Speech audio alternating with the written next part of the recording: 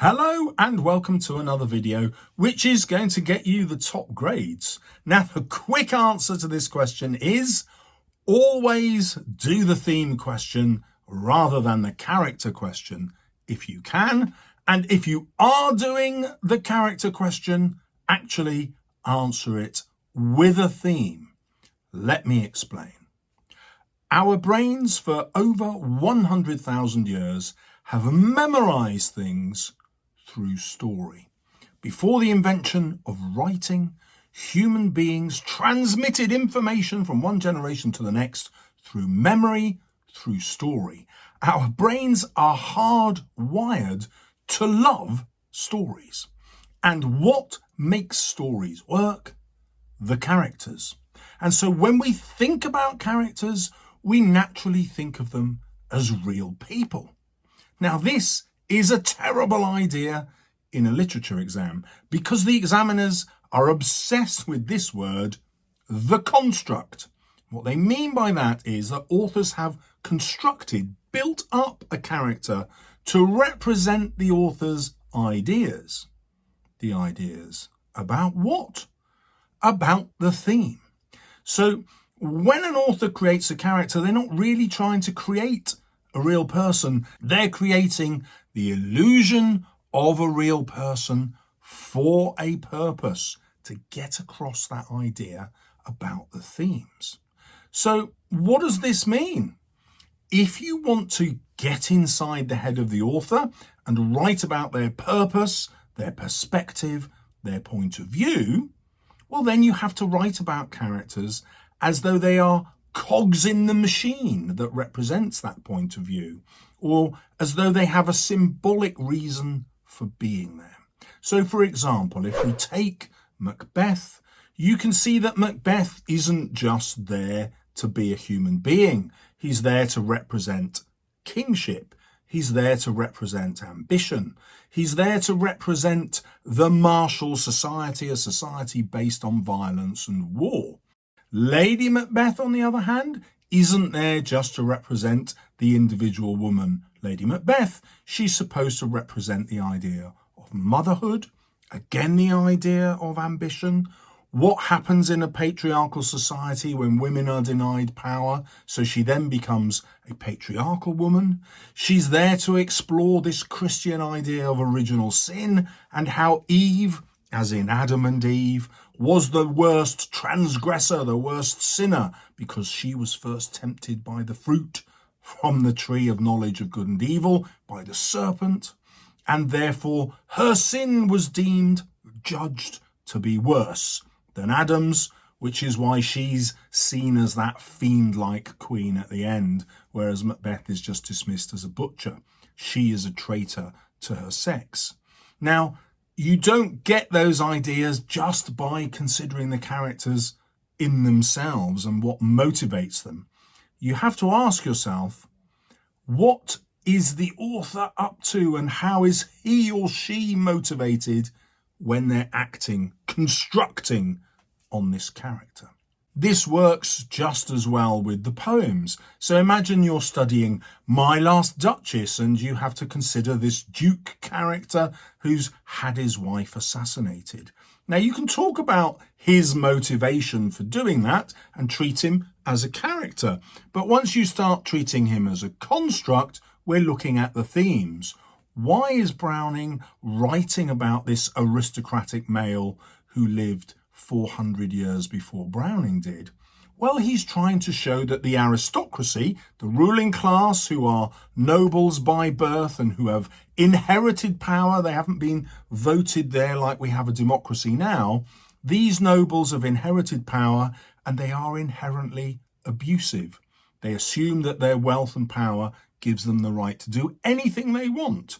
And Browning is using this relationship of the Duke with his wife as a symbol to show that, yes, history has changed in many, many ways, but our relationship with power hasn't.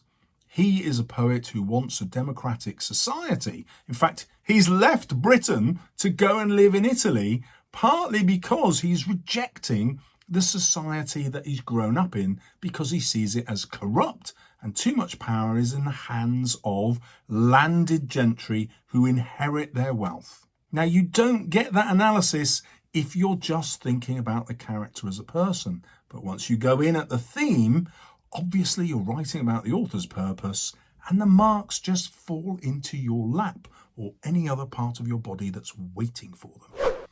Perhaps the text that's easiest to demonstrate this to you is A Christmas Carol, because in that text, none of the characters are designed to be realistic. They're all obviously much more symbolic. Now, clearly, we can pick on the ghosts. They're not real, are they? So they must be symbolic to illustrate particular themes. But Scrooge himself is a symbolic character who is there to represent not just the greed of the miser, but the greed of every single employer in Dickensian Britain. How do I know that? Well, Dickens is really careful to write the exact sums down to the shillings and pence that everybody there who has a job is paid. So we know how much Bob Cratchit is paid, and we know how much his son Peter will be paid. Now, to a Victorian reader, these sums are incredibly small, especially when compared to the 5-shilling price of the book. And so a reader buying that book in 1843 would see instantly that Bob Cratchit's weekly wage would only allow him to buy 3 copies of the book.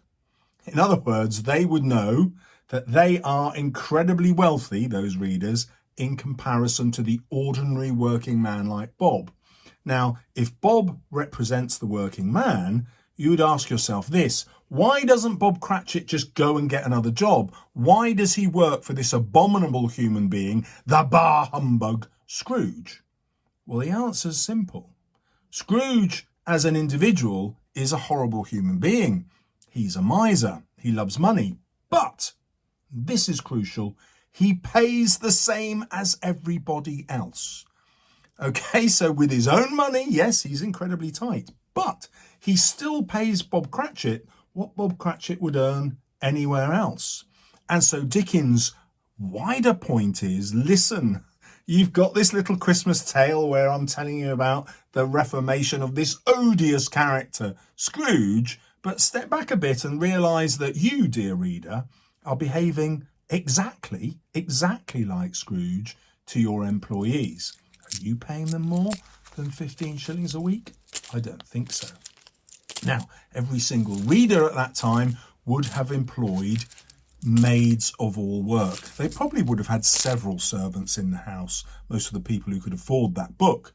Now, all of those servants were paid by the reader, or at least the husband, the father in the house.